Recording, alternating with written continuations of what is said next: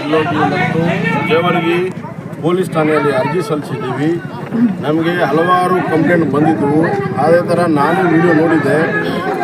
ಯಾಕೆ ಹಾಸ್ಪಿಟಲ್ಗಳಲ್ಲಿ ರೊಕ್ಕ ಖರ್ಚು ಮಾಡ್ತೀನಿ, ನಾನು ಎಲ್ಲ ಚಲೋ ಮಾಡ್ತೀನಿ ಅಂತೇಳಿ ಇವನು ರಶೀದ್ ಎನ್ನುವನು ಒಬ್ಬವನು ಸವಾಲು ಹಾಕಿ, ಸೈನ್ಸಿಗೆ ಸವಾಲು ಹಾಕಿ ಏನಪ್ಪ ಅಂತಂದರೆ ನೀವು ಹಾಸ್ಪಿಟಲ್ ಹೋಗಬೇಡ್ರಿ ಅಂಥೇಳಿ ಜನರನ್ನು ಮೋಸ ಮಾಡಿ ರೊಕ್ಕ ಕಿತ್ಕೊಳ್ಳೋ ಕೆಲಸ ಮಾಡ್ತಾಯಿದ್ದ. ಅದಕ್ಕೇನಪ್ಪ ಅಂತಂದರೆ ನಾವು 10 ದಿವಸ ಕೆಳಗಡೆ ಕಂಪ್ಲೇಂಟ್ ಕೊಟ್ಟಿದ್ದು ಪೊಲೀಸರಿಗೂ ನಾವು ಹೇಳಿದ್ವಿ, ಇದು ಇಲ್ಲಿಗೆ ನಿಂದಿರಬೇಕು, ಒಂದು 2-3 ದಿವಸಕ್ಕೆ ಏನಪ್ಪ ಅಂತಂದರೆ ಇದು ಬಂದಾಗಬೇಕು. ಜನರು ಇಲ್ಲಿ ಮೋಸ ಆಗ್ತಾಯಿದ್ದಾರೆ. ಹೆಣ್ಮಕ್ಳು ಫೋನ್ ಮಾಡಿ ಏನಪ್ಪ ಅಂತಂದರೆ ನಮ್ಗೆ ಹೊಟ್ಟೆ ಬ್ಯಾನ್ ಆಗ್ಯದ, ಇವ್ರು ಔಷಧಿ ಕೊಟ್ಟಿದ್ದು ನಾವು 4-5 ತಿಂಗಳಿಂದ ತಿರುಗಾಡ್ತಾ ಇದ್ದೀವಿ ಅಂತ ಹೇಳಿದ್ನು. ನಾವು ರೆಕಾರ್ಡಿಂಗು ಸಹ ಪೊಲೀಸರಿಗೂ ಹಾಕಿದ್ದೆ ಮತ್ತು ನಾನು ಸೋಷಿಯಲ್ ಮೀಡಿಯಾದಲ್ಲಿನೂ ಹಾಕಿದ್ದೀನಿ.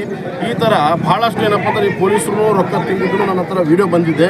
ನಾನು ಅವರಿಗೆ ರಿಕ್ವೆಸ್ಟ್ ಮಾಡ್ಕೊತಾ ಇದ್ದೀನಿ, ನೀವು ನಾಳೆ ದಿವಸ ಯಾಕೆ ಸಸ್ಪೆಂಡ್ ಆಗ್ತೀರಿ? ಅದಕ್ಕಿಂತ ಮೊದಲು ಈ ಒಂದು ಡೋಂಗಿ ಮುತ್ಯ ಬಂದ್ ಮಾಡಿರಿ. ನಮ್ಗೆ ನಿಮ್ಮಿಂದ ಏನಿಲ್ಲ, ನಮಗಿದ್ದಿದ್ದು ಈ ಒಂದು ಡೋಂಗಿ ಮುತ್ಯ ಸಂಘಟ, ಈ ಡೋಂಗಿ ರಸೀದಿಯಾಗಿ ಬಂದ್ ಮಾಡಿಸ್ರಿ. ಅವನು ಸೇಫು, ನೀವು ಸೇಫು, ಜನರೂ ಸೇಫು. ಇದಕ್ಕಿಂತ ಮೊದಲು ಏನಪ್ಪ ಅಂತಂದರೆ ಸೇಡಮ್ದಾಗ ಇದೇ ಥರ ಒಬ್ಬ ಮುತ್ಯ ಇಮ್ದಾಪುರದಾಗ 3 ಜನರನ್ನು ಕೊಂದ. ನಾನು ದಾರು ಬಿಡಿಸ್ತೀನಿ, ನಾನು ಸಿಗರೇಟ್ ಬಿಡಿಸ್ತೀನಿ ಅಂಥೇಳಿ ಔಷಧ ಕೊಟ್ಟು 3ರನ್ನು ಕೊಂದ. ಇದೇ ಥರ ಇಲ್ಲಿ ಆಗಬಾರ್ದು.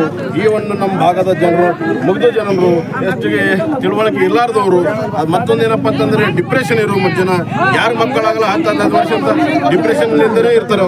ಅವರು ಡಿಪ್ರೆಷನ್ದಲ್ಲಿ ಇದ್ದಾಗ ಅವ್ರದ್ದು ಒಂದು ಡಿಪ್ರೆಷನ್ ಲಾಭ ಈ ಒಂದು ರಸೀದಿ ತಗೊಂಡು ಜನರನ್ನು ಮೋಸ ಮಾಡುವಂಥ ಕೆಲಸ ಮಾಡ್ತಾ ಇದ್ದಾರೆ. ಇದು ಆಗಬಾರ್ದು ಅಂತೇಳಿ ಇವತ್ತೇನಪ್ಪ ಅಂತಂದರೆ ನಾವು ಈ ಒಂದು ನಾರಾಯಣಪುರ ಗ್ರಾಮಕ್ಕೆ ಬಂದಿದ್ದೀವಿ. ಆದರೆ ದುರ್ದೈವದ ವಿಷಯ, ನಮ್ಮ ಕರ್ನಾಟಕ ಸರ್ಕಾರ ಇಂಥ ಒಂದು ಕಾಯ್ದೆನೇ ಇದೆ. ಆ ಕಾಯ್ದೆ ಮೂಢನಂಬಿಕೆ ಕಾಯ್ದೆನೇ ಇದೆ. ಅದನ್ನು ರಕ್ಷಣೆ ಮಾಡೋಕ್ಕೆ ಪೊಲೀಸರು ಇರಬೇಕು ಹೊರತು ಇಂಥ ಡೋಂಗಿಬಾಜಿ ರಶೀದಿ ಅಂಥವ್ರ ನಕಲಿ ವೈದ್ಯರಿಗೆ ಇವರು ಭದ್ರತೆ ಕೊಡ್ತಾರೆ ಅಂದರೆ ಇದು ನಮಗೆ ಭಾಳ ನಾಚಿಕೆಯ ಸಂಗತಿ. ಇದು ಭಾಳ ಅನ್ಯಾಯದ ವಿಚಾರ.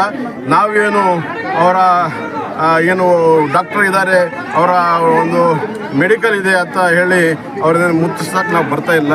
ಅವನು ಸೈನ್ಸಿಗೆ ಸವಾಲು ಹಾಕಿದ್ದಕ್ಕೂ ಮತ್ತು ಜನರನ್ನು ಮೋಸ ಮಾಡಿ ಪ್ರತಿ ಅಮಾವಾಸ್ಯೆಗೆ ಹುಣ್ಣಿಗೆ 4,100 ತೊಗೋದಕ್ಕೂ ಮತ್ತು ವಾರಕ್ಕೆ 1,500 ರೂಪಾಯಿ ತೊಗೋದಕ್ಕೂ ನಾವು ಸಹಿಸ್ಕೊಳ್ಳೋದಾರಲಾರದೆ ಜನರು ನಮ್ಮಲ್ಲಿ ಪದೇ ಬಂದು ಇದು ತೊಂದರೆ ಭಾಳ ಆಗ್ತಾಯಿದೆ ಅಣ್ಣ, ಆ ಲೋಕಲ್ ಗುಂಡದವ್ರಿಗೆ ಎತ್ಕೊಂಡು ನಾವು ಏನೋ ಪ್ರೆಸ್ ಮೀಟ್ ಕೊಟ್ಟರೆ ನಮ್ಗೆ ಭಯ ಹಾಕುವಂಥದ್ದು ಮಾಡ್ತಾಯಿದ್ರು ಅಂತ ಹೇಳಿದ ಮೇಲೆ ನಾನಿಲ್ಲಿ ಗ್ರಾಮಕ್ಕೆ ಸೇರಿದು, ಮತ್ತು ಈಗಲೂ ಸಹ ತಾವೆಲ್ಲರೂ ನೋಡಿರಿ, ಎಲ್ಲರೂ ವೀಡಿಯೋಗಳು ತೆಗಿತಾ ಇದ್ದೀರಿ.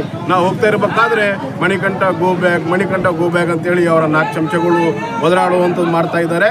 ಮತ್ತು ಈ ನಮ್ಮ ಕರ್ನಾಟಕ ಸರ್ಕಾರದ ಪೊಲೀಸರು ಸಹ ನನ್ನನ್ನು ತಡೆಯಜ್ಞೆ ಮಾಡಿದ್ದಾರೆ. ಇದು ಬಹಳ ದುಃಖದ ವಿಷಯ. ಇದನ್ನು ನಾವು ಖಂಡಿಸ್ತೀವಿ.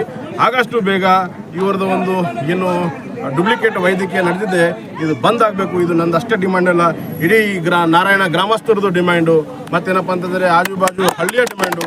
ಇವರೆಲ್ಲರೂ ಕೇಳ್ಬೋದು, ಗ್ರಾಮಸ್ಥರು ನಮ್ಮ ಸಂಘಟ ಅದರ, ಗ್ರಾಮಸ್ಥರಿಗೂ ಕೇಳ್ಬೋದು. ಮತ್ತು ಭಾಳಷ್ಟು ಜನರು ಏನಪ್ಪ ಅಂತಂದರೆ ಇವಳ ಮೋಸಗೆ ಒಳಗಾಗಿ ನಮ್ಮ ಫೋನ್ ಮಾಡಿದ್ರು ವಿಡಿಯೋ ರೆಕಾರ್ಡಿಂಗ್ಸ್ ಅದಾವ. ತಮ್ಮೆಲ್ಲರೂ ಬೇಕಾದ್ರೆ ನಾವು ಹಾಕಿ. ಸರ್ ತಮ್ಮದು ಕೊನೆಯ ನಿಲುವು ಏನು ಸರ್? ತಮ್ಮದು ಅವರು ಮಾಡುವಂಥ ಒಂದು ಕಾರ್ಯ ನಿಲ್ಲಿಸಿದ್ರೆ ಹೋರಾಟ ನಿರಂತರವಾಗಿರುತ್ತೆ ಸರ್? ನಿರಂತರವಾಗಿರುತ್ತೆ. ಇವರು ಏನು ದಾದಾಗಿರಿ ಮಾಡಿದ್ರೆ ನಾನು ಯಾವ ದಾದಾಗಿರಿ ಅಂಜೋನಲ್ಲ. ನಾನು ಇದು ಆದಮೇಲೆ ಮತ್ತು ನಾನು ಕೋರ್ಟ್ಗೆ ಹೋಗ್ತೀನಿ.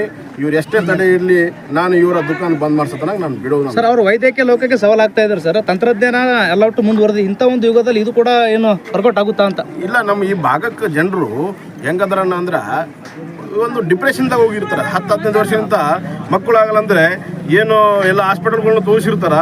ಸಕ್ಸಸ್ ಆಗಲಿ ಅಂದರೆ ಒಂದು ಡಿಪ್ರೆಷನ್ಗೆ ಒಳಗಾಗಿರ್ತಾರೆ. ಅದೇ ಥರ ಯಾರಿಗೂ ಕ್ಯಾನ್ಸರ್ ಆಗಿದ್ರು ರೊಕ್ಕ ಏನೇ ಹೋಗಲಿ ನಾವು ಬದುಕಿದ್ರೆ ಸಾಕಂತೇಳಿ ಒಂದು ಡಿಪ್ರೆಷನ್ಗೆ ಒಳಗಾಗಿರ್ತಾರಲ್ಲ, ಅಂಥವ್ರ ಲಾಭ ತಿನ್ನಲಿಕ್ಕೆ ಇಂಥ ಒಂದು ಡೋಂಗಿದವರು ರೆಡಿಯಾಗಿ ಇವರಂಥವ್ರು ಸೈನ್ಸಿಗೆ ಸವಾಲು ಹಾಕೋವಂಥವ್ರು. ಸರ್ ಇದು ನಮ್ಮ ಉತ್ತರ ಕರ್ನಾಟಕದಲ್ಲಿ ಮಾತ್ರ ಒಂದು ನಡೀತಾ ಇದೆ ಸರ್. ಇಂಥ ಒಂದು ಸೌತ್ ಕರ್ನಾಟಕದಲ್ಲಿ ಯಾವುದೇ ತರ ಆಸ್ಪದನೆ ಕೊಡ್ತಾ ಇಲ್ಲ ಅಂದ್ರೆ ಸರ್, ಅಂದ್ರೆ ನಮ್ಮ ಉತ್ತರ ಕನ್ನಡದಲ್ಲಿ ತಿಳುವಳಿಕೆ ಇಲ್ಲ ಅಂತ ಅರ್ಥನಾ ಹೇಗೆ ಸರ್? ಇಲ್ಲ, ಉತ್ತರ ಕರ್ನಾಟಕ ಜನರಿಗೆ ಇವರು ಏನಪ್ಪ ಅಂತಂದ್ರೆ ಸುಮಾರು ಬಹಳ ವರ್ಷಗಳಿಂದ ಇದೇ ತರ ಮಾಡ್ಕೊತಾ ಬಂದಿದ್ದು. ಈ ಭಾಗಕ್ಕೆ ಏನು ಧೀಮಂತ ನಾಯಕರಾದರೆ ಅವರದೇ ಆದ ಒಂದು ಆಶೀರ್ವಾದದಿಂದ ಇವರೆಲ್ಲ ಇಷ್ಟು ನಾಟಕ ಮಾಡ್ತಿರೋದು. ಅದರಲ್ಲಿ ಏನಪ್ಪ ಅಂತಂದ್ರೆ ಎಲ್ಲರ ಕಮಿಷನ್ ಹೋಗ್ತದ, ಎಲ್ಲರ ಮನೆ ನಡೀತದೆ ಅಂತೇಳಿ ಅವರು ಇಂಥವ್ರಿಗೆ ರಕ್ಷಣೆ ಕೊಡ್ತಾ ಇದ್ದಾರೆ.